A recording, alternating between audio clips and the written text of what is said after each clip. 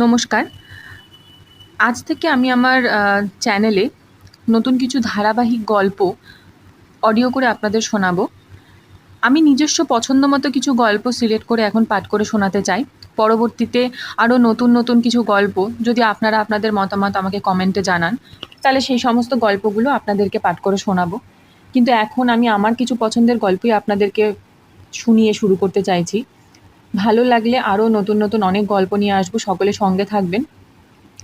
আজকে শুরু করছি সুচিত্রা ভট্টাচার্যের দাগ বসন্তের খেলা। সুচিত্রা ভট্টাচার্য একজন এমন বড় মাপের লেখিকা যার পরিচয় দেওয়ার প্রয়োজন আমার মনে হয় না কাউকে দরকার পড়বে এই সময়। সকলেই সুচিত্রা ভট্টাচার্যের লেখা পড়েছেন। আমিও ভীষণ ভালোবাসি এবং ভীষণ পড়েছি, অনেক লেখাই পড়েছি। বেশ কিছু পছন্দের আমার লেখা রয়েছে, মানে এত পছন্দের লেখা রয়েছে যে সেটা বলে শেষ করা সম্ভব নয়। সেই পছন্দের লেখাগুলোর মধ্যেই আজকে আমি যে লেখাটি দিয়ে শুরু করতে চলেছি সেটি হলো সুচিত্রা ভট্টাচার্যের দাগ বসন্তি খেলা।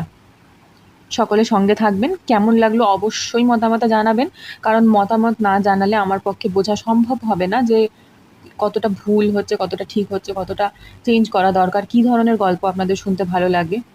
সকলে অবশ্যই প্লিজ চ্যানেলটাকে লাইক অ্যান্ড সাবস্ক্রাইব করে দেবেন এবং সকলে সঙ্গে থাকবেন। শুরু করছি সুচিত্রা ভট্টাচার্যের দাগ বসন্তের খেলা।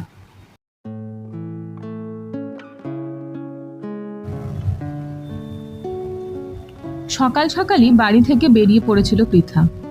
খুব দূরের পথ যদিও নয়, কাছেরও তো নয়। বালিগঞ্জ থেকে ট্রেন ধরলে 40 মিনিট, অবশ্য রেল কোম্পানির লিখিত সূচি যেমন। আদতে লাগে আরও বেশি, আজও লাগলো। ঠিক আগের স্টেশনটাতে শুধুই 10 মিনিট থমকে দাঁড়িয়ে রইল গাড়ি। কি না ট্রেনে কাটাকুটি হবে, ছেলেবেলার দাগ বসন্তি খেলার মতো। ওপার থেকে আপ আসছে কু, দম বেঁধে বুকে। ডাউন রইল চোখ বুজে পড়ে। আপ এসে হাঁপ জিরোলো খানিক, ফের ছুটল শ্বাস টেনে। শেষ দাগ সে পেরিয়ে গেলে তবেই ডাউনের নড়ার পালা। এই রকমই নিয়ম খেলাটারও। দৌড়তে দৌড়তে আপ হয়ে যাবে ডাউন, তখন ডাউন নতুন করে আপ হয়ে ছুটে আসে ডান দিতে। আপ ডাউনের এই খেলার মাঝেই কখন যে ঘড়ির কাঁটা 10-এর ঘর পার। প্ল্যাটফর্মে পা রেখে পৃথা এদিক ওদিক তাকালো। ট্রেনটা তাকে ফেলে চলে যেতেই বুক জুড়ে আচমকা ডুবুডুবু ভয়। মাঘ মাসের সকালেও হাতের তেলও ঘামে বিজবিজ। সদ্য নামা ঝুড়ি, বস্তা আর কেজো হেঁটো মেয়ে মানুষ, যে যার মতো ব্যস্ত সবাই। চোখ যদিও উলুক ঝুলুক দামি মোড়কের পৃথার দিকে, ভাবটা এমন, তুমি আবার কোন পৃথিবী থেকে এলে হে সুন্দরী? ডানামেলা শিরিষ গাছের ছায়ায় তারির হাঁড়ির পাহারাদার এক কানা বুড়ো। চোখ দেখো তার এদিকেই স্থির। পৃথা ঘুরে দাঁড়ালো। যেদিকে তাকাও শুধু অচেনা মানুষ, অদেখা আকাশ আর অনাত্মীয় গাছগাছালি। ধোপ দুরস্তর জন্য 4-5ও নেমেছিল বটে। ফোলিও হাতে প্যান্ট শার্ট, ঝোলা কাঁধে পাজামা পাঞ্জাবি। একে একে তারাও কখন স্টেশন শেষের ঢাকের আড়াল। কাঁচা পাকা স্টেশন ঘিরে মরচে লোহার ভাঙা বেড়া। বেড়া ছুঁয়ে এখান সেখান শিরিষ, শিমুল আর কৃষ্ণচূড়া। তাদেরই এক গুড়ি ঘেঁষে আধবয়সী 2 মহিলা ঝগড়া করে চলেছে প্রাণ ভরে। বাপরে বাপ, কি তীক্ষ্ণ গলার আওয়াজ! পৃথা মিছিমিছি সেদিকে এগোলো। কার কাছে যে হদিশ পাওয়া যায়, কানা বুড়োটাকেই ধরবে না কি? একা একা ঠিকানা খোঁজা কি সহজ কাজ? তার ওপর সে ঠিকানা যদি হয় চেনা দেখা জগৎটার বাইরে। এরকম এক ছবি ছবি পৃথিবীর মেঠো রাস্তায়, যে রাস্তা গেছে তেপান্তরের মাঠের ভেতর দিয়ে, যে মাঠে শুধুই মাটির আঁচল কামড়ে ধরে হি হি হাসে শিশু ফসলের দল। বাতাস খোলাখুলি চুমু খায় গাছের শরীরে। হঠাৎ কোনো একলা পাখি হারিয়ে যায় প্রকাণ্ড আকাশটায়। ভাবতে ভাবতে আরো একটু এগোলো পৃথা। এগোতে এগোতে ফিরে তাকালো শূন্য রেল লাইনটার দিকে। যেন বালিগঞ্জের ট্রেন নয়, তার শেষ পরিজনটি একটু আগে ছেড়ে চলে গেছে তাকে। মেয়েটাকেই না হয় জোর করে সঙ্গে আনলে হতো, কেউ একজন সঙ্গে থাকলে অনেকখানি ভরসা পাওয়া যায়। কোথায় যাওয়া হবে গো দিদিমণি? পৃথা ফিরে তাকালো। ময়লা ছেঁড়া মিলের শাড়ি যেমন তেমন, গায়ে মুখে শীতের খড়ি, কালো কুলো বাচ্চা কোলে বউটি খানিক দূরে তফাত রেখে দাঁড়িয়ে আছে। বোধহয় এক গাড়িতেই ছিল, এক কামরায় ছিল কি? পৃথা ভাবার চেষ্টা করলো। গরিব মানুষগুলোকে তার সব কেমন একরকম লাগে। রুক্ষ শুষ্ক চুল, ছেঁড়া ফাটা চামড়া আর চোয়াল ভাঙা মুখের খাঁজে খিদে। আলাদাভাবে ওদের কারোরই কোনো পরিচয় নেই, বিশেষ কোনো শ্রেণী বা গোষ্ঠীর জীবমাত্র যেন। গায়ে পড়া বউটি কাছে এগোলো। কখন থেকে দাঁড়িয়ে আছে, তাই ভাবলাম জিজ্ঞেস করি। বিডু আপিস যেতে হলে কিন্তু ওই দিকে যাও, সেই নাইমের ওপার। যাক, একজনকে তবে পাওয়া গেছে। পৃথা শ্বাস প্রশ্বাস সহজ হলো। জংলা ছাপ পিওর সিল্কের আঁচল আলতোভাবে জড়িয়ে নিল কোমরে। নকশা পেরে উলের শাল ছড়িয়ে দিল বুকের ওপর। ঢাউস ভ্যানিটি ব্যাগখানা এহাত ওহাত। মনসাপুকুর গ্রামটা কোথায় বলতে পারো? সেই সাতবিবি না কি যেন ছাড়িয়ে যেতে হয়। ও মা, সে তো আমাদেরই গ্রাম গো। সেখানে কাঁধের ঘরে যাবেন তুমি? পৃথা চোখ বুঝলো। নামটা ছাই আবার ভুলে গেছে। কি করে থাকবে মনে? কিছু কিছু মানুষ যে আছে যাদের কোনো নাম থাকতে নেই, থাকলেও জানে না কেউ। যেমন আলতা বউ, বামুন দিদি কিংবা ঠাকুর মশাই। আদিকালের পোস্ট কার্ডে সেদিন নামটাকে দেখে বাড়ি শুদ্ধ সবার তাই সে কি হাসি। ও বাবা, আলতা বউয়ের আবার এরম এক দাঁত কাঁপানোর নাম ছিল নাকি? ব্রজবালা দাসী। কথা বলতে বলতে এগিয়েছে ওরা। প্ল্যাটফর্মের ধুলো নাচিয়ে দোল দোল দুলছে হিমেল বাতাস। দোলনা দূরে একবার এদিকে আসে তো আবার ঘুরে সেই স্টেশনের ওপার। একেবারে ঝাঁকড়া চুলো গাছগুলোর মাথায় তাদের ঝুঁটি ধরে নামিয়ে আনে রাস রাস শুকনো পাতার ঝাঁক। তা হ্যাঁ গো দিদি, তোমার মতন মানুষ হঠাৎ পান গোপালের ঘরে কেন গো? কে পান গোপাল? তাও জানোনি? সেই যে তোমার বোজপুরির ছেলে গো। জড়াতে জড়াতে বউটির চোখে ক্রমশ চাঁদ বেঁধেছে কৌতূহল। এমন আজব ঘটনা বুঝি জন্মে একবারই ঘটে। কলকাতার বড় বাড়ির বড় লোকের বউ সে কিনা এসেছে একা একা গ্রামগঞ্জে, তাও আবার এক গরিব বুড়ির খোঁজে। হ্যাঁ গো, বুঝো বুড়ি শুনেছি এককালে কলকাতাতে খুব যেত, অনেক ঘর যজমান ছিল সেখানে। তা তখন থেকে চেনা বুঝি? ঠিক ধরেছ।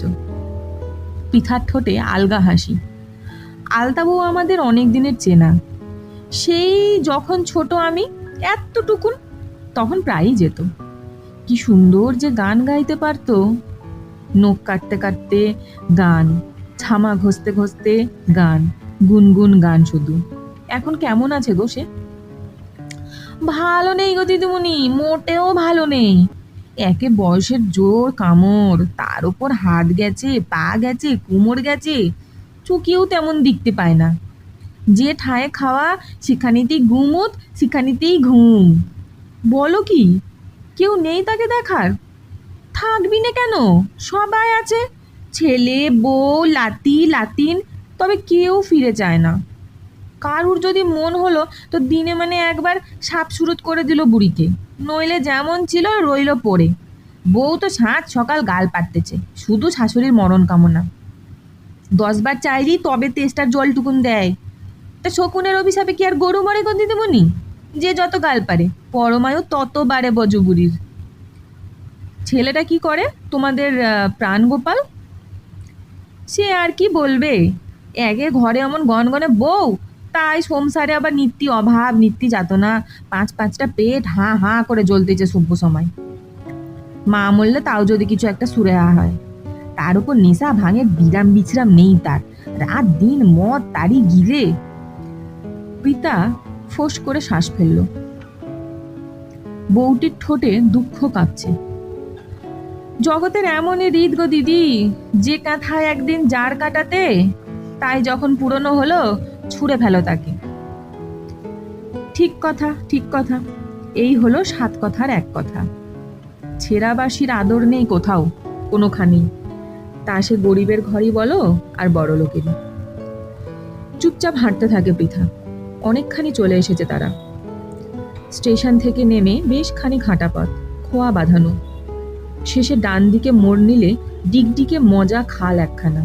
খালের মাথায় বাঁশের সাঁকো। সাঁকো বলতে গোটা 3 কাঁচা বাঁশ গায়ে গায়ে ফেলা। তারও ধারে শরীরে শরীর জড়ামড়ি আদ্যিকালের 2 সন্ন্যাসী বটগাছ। জটার ভার যেখানে এলোমেলো, ঠিক তার নিচে নিঝুম দাঁড়িয়ে গোটা 3 ভ্যান রিক্সা।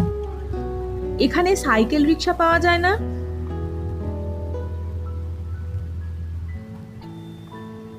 না গো দিদি, দরকারে নোক ভ্যানেই চাপে। তা হেঁটেই চলো না কেন? এমন কি আর পথ? সামনে হলো ওই মাকালতলা, তা বাদে কারখানার চক, তা পেরোলে সাজবিবি, তারপর মনসা পুকুর, কতটুকু নার? না রে বাবা, পাগল নাকি? পৃথা মাথা ঝাঁকালো। আমার মোটেও হাঁটার অভ্যেস নেই, তাছাড়া ফিরতেও তো হবে তাড়াতাড়ি। ভ্যান রিক্সায় পা ঝোলাতেই মনটা হঠাৎ খুশি খুশি। যাক, শেষ পর্যন্ত ঠিকানাটা খুঁজে পাওয়া গেল তাহলে। না হয় হলো আলতা বউ আজ অথর্ব, তবু তাকে খুঁজে পাওয়াটাই যে ছিল আসল কাজ। একা একা জেদ দেখিয়ে আসবে বলে কম ঠাট্টা ছুড়েছিল সবাই। পৃথা যেন কোনো অসাধ্য কাজে হাত দিয়েছে। রূপক তো শুনে হেসেই অস্থির। তুমি নাকি যাবে সুদূর গায়ে, তাও আবার একাই? অ্যাবসার্ড। কেন? এমন কিছু হিল্লি দিল্লি তো আর যাচ্ছি না। শহরতলি পেরিয়ে গেলে কতটুকু বা পথ? তা অবশ্য দূর নয়, তবে তোমার যা নার্ভের জোর, একা কখনো শ্যামবাজারেই যেতে পারো না, ঘাবড়ে টাবড়ে একসা হও, সেই তুমি যাবে কোথায় ওই ধ্যাড় মনসা পুকুর? কি আর করি বলো, তুমি যখন যাবেই না, আমাকে একাই যেতে হবে। উপায় নেই, অফিসে এখন বেজায় চাপ, ফাইনাল অডিট, ব্যালেন্স শিট, একদিনও কামাই করবার জো নেই। পৃথা কথা বাড়ায়নি। জো বড় কথা নয়, ইচ্ছেও নেই কারুর। ভাইয়ার না, দাদা বৌদির না, তার আরামপ্রিয় স্বামীটির তো নয়ই। এমনকি মুনিয়া যে মুনিয়া, তারও নয়। একটা সাতকালে ঠেকা ঝরঝরে বুড়ির অবুঝ খেয়ালে ঠেক না দিতে কোন বোকার মাথা বাড়ায়? একমাত্র কাদা কাদা মনের পৃথা ছাড়া। একটুতে যার মন তলতল, বুক ভরা গরম বাতাস, আর চোখ ছাপিয়ে লেবুর জল। বৌদি তো শুনে মুখ বেঁকিয়ে সারা। বলিহারি শখ যা তোমার মায়ের। মানলাম ছেলের বিয়েতে নানা রকম শখ আহ্লাদ করতে ইচ্ছে হয়, তা বলে। দাদা হেসেছিল ঠোঁট চেপে। ভীমরতি, ভীমরতি, এসব হলো ভীমরতির লক্ষণ। কত বয়স হলো রে মার? 75 পেরিয়েছে মনে হয়। ভাইয়া তো আদৌ পাত্তাই দেয়নি। ধুর, যত সব আবোল তাবোল ডিসকাশন। কে কবে মোড়ে হেজে পচে গেছে, মাঝে মাঝে এইসব উদ্ভট ভাইনা কেন ধরে মা বুঝতে পারি না। বায়না ধরে তো রাখলেই পারিস। পৃথা না বলে পারেনি। এতদিন ধরে যে তোদের বায়নাই শুধু রেখে এসেছে, তার একটা মাত্র ইচ্ছেকে এইভাবে উড়িয়ে দিবি? মনে রাখিস, তোর বিয়েটাই মার জীবনের শেষ কাজ হয়তো। জ্ঞান দিস না তো দিদি, যা খুশি শখ হলেই হলো। কোথায় পাবি তুই এখন সেই বামুন দিদিকে কিংবা পৈতে বুড়েকে? তারা তো কবেই পটল তুলে। আরো আছে রে, আরো আছে। দেখ গিয়ে, হয়তো আলতা বউ বেঁচে আছে এখনো, নয়তো ধূপওয়ালি মাসি। মনে নেই তাকে? মাস পোয়ালেই ধূপের গোছা হাতে থেবড়ে বসতো মেঝেতে। বলতে বলতে পৃথার চোখে ঝিকঝিক হাসি। তারপর কি ঘোট কি ঘোট, এর হাড়ি ওর হাড়ি তার হাড়ি। আর আর সেই বাসনওয়ালিটা ঠিক কেমন পটিয়ে পটিয়ে বাসন গোছিয়ে যেত মাকে। আর ব্ল্যাক জাপান মেছুনিটা কতবার যে পচা মাছ নিয়ে ঠকেছে মা, মনে আছে? বাবা কত বকাবকি করতো মাকে, রাগও করতো। মা কিন্তু বদলায়নি তাতেও, চিরকাল একরকম ভালো মানুষ, ফুল অফ সেন্টিমেন্ট। তবে তবে কি, মার এই শেষ সেন্টিমেন্টটা বুঝবো না আমরা? এমন কি আর ধন দৌলত চেয়েছে বল? স্বাদ হয়েছে ছোট ছেলের বিয়েতে এক সময়ের সব মানুষগুলোকে। তুই তবে মেটা সেই স্বাদ, আমাদের অত সময় নেই পাগলামিতে তাল দেওয়ার। বেশ, তাই দেব। আমি না হয় যাবো আলতা বউয়ের খোঁজে। তাহলে আগে ভূষুণ্ডির মাঠে গিয়ে খোঁজ করে দেখ। একসঙ্গে সকলের ঠিকানাটাই পেয়ে যাবি সেখানে। ভূষণ্ডির মাঠ নয়, ঠিকানা পাওয়া গেল মার কাছে। মায়ের বিয়েতে পাওয়া মেহগনি আলমারি, তার ভেতরে চোরা খোপ, সেখান থেকে বেরিয়ে এলো কাশ্মীরি কাজের গয়নার বাক্স। ডালা খুলতেই, ওমা, গয়না কোথায়? এ তো দেখি শুধুই কাগজ আর কাগজ। মখমলের কাস্কেটটা বোঝায় কেবল পুরনো চিঠি আর বিবর্ণ কাগজে। মায়ের তখন ফোকলা গালে বালিকা হাসি। গয়না থাকবে কোথেকে? তোর বিয়েতে দিয়েছিলাম 10 ভরি, বৌমাকে 5, তোর মেয়েকে 2, মানিকের ছেলেকে 2, আর কত রইল সে তো তুমিই বলবে। হ্যাঁ রে হ্যাঁ, ছিল মোটে মটরমালা আর ওই মকরমুখো বালা 1 জোড়া, আর কটা আংটি রেখেছিলাম ছোটর জন্য। তার ডিজাইন সব সেকেলে বলে এই তো সেদিন বৌমা সব নিয়ে গেল নতুন করে পরাতে। পৃথা তখন কথা বলবে কি? গলা ভেঙে কি যে টনটন ব্যথা তখন, চোখ ছাপিয়ে তিল তিল জল। চিরকাল মায়েরা বুঝি এভাবেই ভাগ করে দেয় নিজেদের। তারপর নিজে থাকে কি? থাকে গো থাকে, ওই তো গয়নার বাক্স, আবার টইটুম্বুর কেমন, কত লোকের যে ঠিকানা সেখানে, হারিয়ে যাওয়া, ফুরিয়ে যাওয়া, মিলিয়ে যাওয়া। বাবার চিঠি দেখো না কতগুলো, গোছায় গোছায় যত্নে বাঁধা। বিয়ের পর পর, সেই যখন মা বাপের বাড়ি তখন লেখা, কিছু আরো পরে, কখনো সখনো। জমতে জমতে জমতে জমতে সুতো, কাগজ, এখন সব হলুদ বরণ। দূর পাগল, হলুদ কোথায়? হলুদ রং তো কোন ফাঁকে যে টুকরো টুকরো সোনা হয়ে গেছে, 7 নড়ি, সীতাহার, ব্রেসলেট, মানতাসা। আলতা বউয়ের ঠিকানাটাও বেরোলো সেই অলংকারের স্তূপ থেকে। 25 বছর আগে লেখা 5 টাকার পোস্টকার্ড একখানা। না হয় তাতে বানান ভুল হাজার, হাতের লেখা কাগের ঠ্যাং, সব এখন আবছা নীল মিনে করা কাজের মতো। মা বলল, একবার দেখ না গিয়ে, পাস কিনা তাকে। পইতে বুড়ি মারা গেছে কবেই, বামুন দিতে চলে গেল তোর বাবা যাওয়ার পরেই। থাকলে আলতা বউটাই হয়তো আছে। এই না বলে চোখ মুখল কিছুক্ষণ। খোঁজ পেলে বলিস একবার যেন আসে, এই বংশের সব কাজেই তো আসতো এক সময়। বিয়ে, শ্রাদ্ধ, আতুর তোলা, তারপর কত যুগ যে কোনো খোঁজ নেই আর। সেই যে কি এক রোগে ধরলো তাকে, তারপর থেকেই। রোগের পর থেকেই কি তবে আলতা বউ? পৃথা নড়ে চড়ে বসল। ফাঁকা মাঠের সিথি ছিঁড়ে ছুটে চলেছে ভ্যান রিক্সা। মাকালতলা পেরিয়ে গেল, কারখানার চক পেরোবো। এবড়ো খেবড়ো এঁটেল পথে মাঝে মাঝে ঝিকিরমিকির ঝাঁকুনি। শুকনো মাটি এই উঁচু তো নিচু 1 হাত। শরীরটা হেলে পড়তেই পৃথা পাটাতন খামচে ধরল। অনভ্যস্ত পথে শরীর মন দুই এখন সামাল দিতে ব্যস্ত। শরীর স্থির তো মন চঞ্চল, মন উদাস তো বেসামাল হাত, পা, কোমর। উদাসী চোখ আকাশ ছুলো বার কয়েক। আকাশ যেন আকাশ নয়, মাথার ওপর মেলে ধরা ইয়া বড় ঝকঝকে নীল দৈত্য ছায়া। তার নিচে আলগা পৃথিবীটা দুপুরবেলা একলা শোয়া খোলামেলা যুবতীর মতো শরীরের আর ভাঙছে। পৃথা নতুন পৃথিবীর শরীরে চোখ বোলালো বারবার। মাঘ বেলার সূর্যিরাজা যদিও বেশ নরম সরম, হাওয়া কিন্তু তলোয়ার, ঝকঝকে ধারালো। শালটাকে ভালো মতন সাপটে নিল গায়ে। মনসা পুকুরে রোগাবো দিব্যি কেমন নির্বিকার। আঁচলখানা যেটুকুনি শীতের আড়াল, তার ভেতরে গুটিসুটি দুধের সিঁদুর চুকুর চুকুর দুধ টানছে মাঝে মাঝে।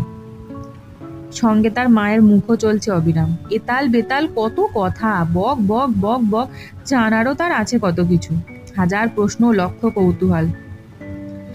হাই মা, তোমার মোটে একটা ছাওয়াল, তাও নাকি মেয়ে, ছেলে হবে নি? নাকি অ্যাপ্রসন করেছো? তোমাদের কলকাতাতে তো শুনি 2টো হলেই সব। এই তো আমার ভাসুরপো বউ যাদবপুরের দিকে থাকে, সেই না 3টে নামলো পেট থেকে, অমনি ছুট, কি না এবার কাটাতে হবে। বিরক্তি নয়, পৃথার মুখে মজার হাসি। তা তোমার মোট কটা গো? কোলের টিকে ধরলে পরে হয় মোট 5টা, 3টে ছানা 2টো ছানি। আরো হবে? সে কি আর কেউ বলতে পারে গো দিদি, সবই ভগবানের হাত। তবে গ্রামেও এখন হাওয়া ঢুকেছে গো। এই তো সেদিন কুমোর ঘরের নতুন বউটা, কি সাহস কি সাহস, কাউকে কিছু জানতে দিলে না পর্যন্ত, করলে কি না ভাতারের সঙ্গে নে, মরে যায়, কি লজ্জা। কথার ভেতর ঢুকতে ঢুকতে মনসা পুকুরের বউ কখন ধূপওয়ালি মাসি হয়ে গেছে। ভরা দুপুরে পা ছড়িয়ে বসেছে মেঝেতে, এক গালে টোপলা পান আর এক গালে রাজ্যের কেচ্ছা কথা। পৃথা হাসছে ঝিলিক ঝিলিক। স্বামী তোমার কি করে গো? জমি জিরেত আছে কিছু? না গো দিদি, তাইলে কি আর ভাবনা ছিল। ঘরে আমরা গুড় বানাই গো, নলেন গুড়, পাটালি গুড়। কারবার বলো কারবার, ওজগার তো ওজগার, 3 পুরুষের এই কাজ। ধরো জারের মুখে কাজকর্ম করে, ধারকর্য করে বায়না নিলাম কিছু খেজুর গাছ, যখন যেমন ক্ষমতা, তারপর অস নামাও, জাল দাও, পাক মারো।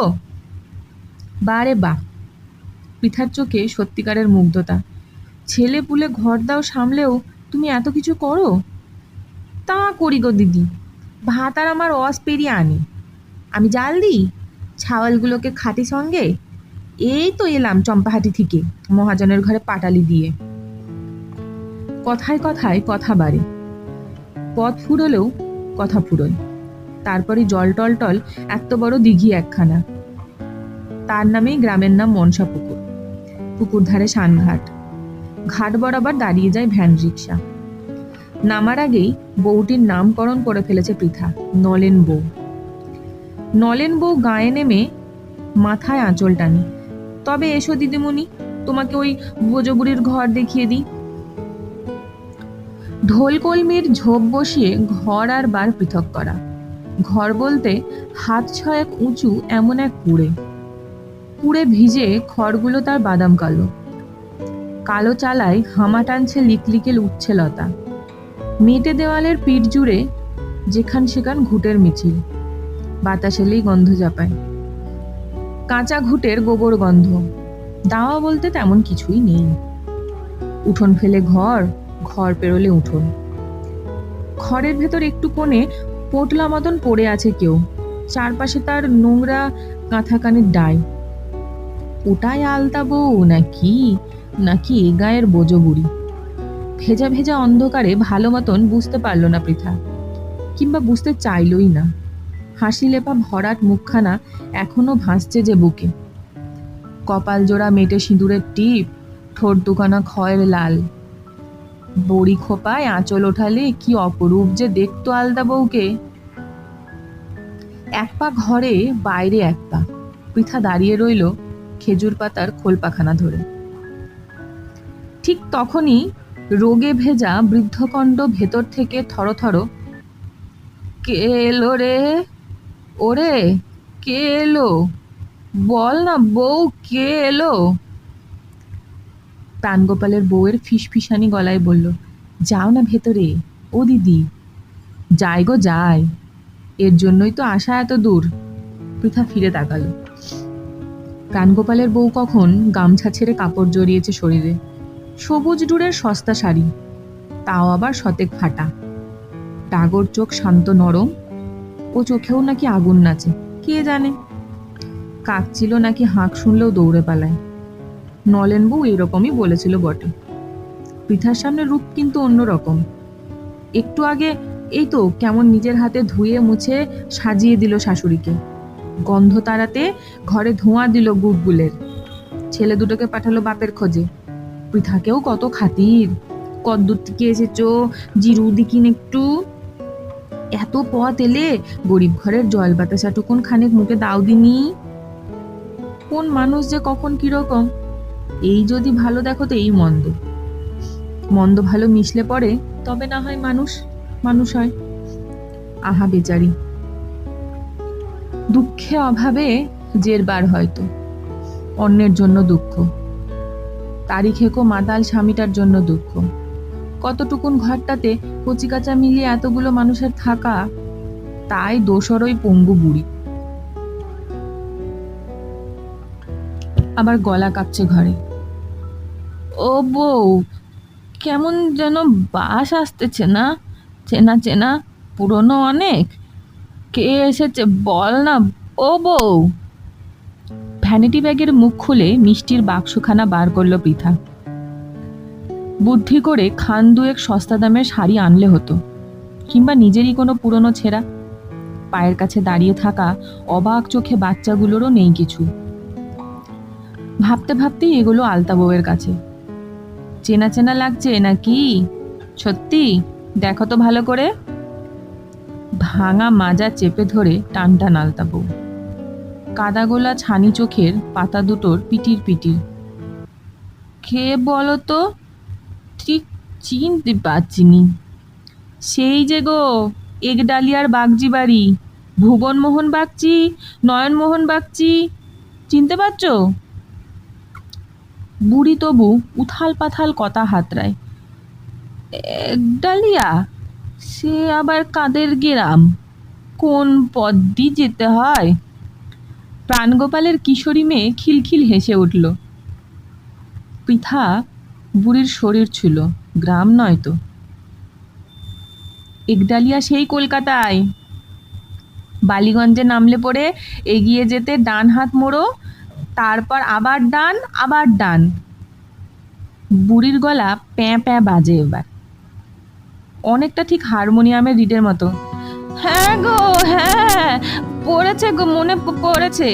বৌমাদের সৌর ঘর তুলল সেই নড়াইয়ের কালে, সব তখন পেলে যাচ্ছে কলকাতা। বুড়ির দিকে ঝুঁকেছে বৃথা, ব্যগ্র মন, ঝোঁকা শরীরে টলমল। চিনেছ তবে? আলতা বউ শিশুর মতো কেঁদে ফেলল। কাঁদতে কাঁদতে হাত বোলালো পৃথার পিঠে। শক্ত বড় কাঠি আঙুল, পুরনো বাসি মরার যেমন।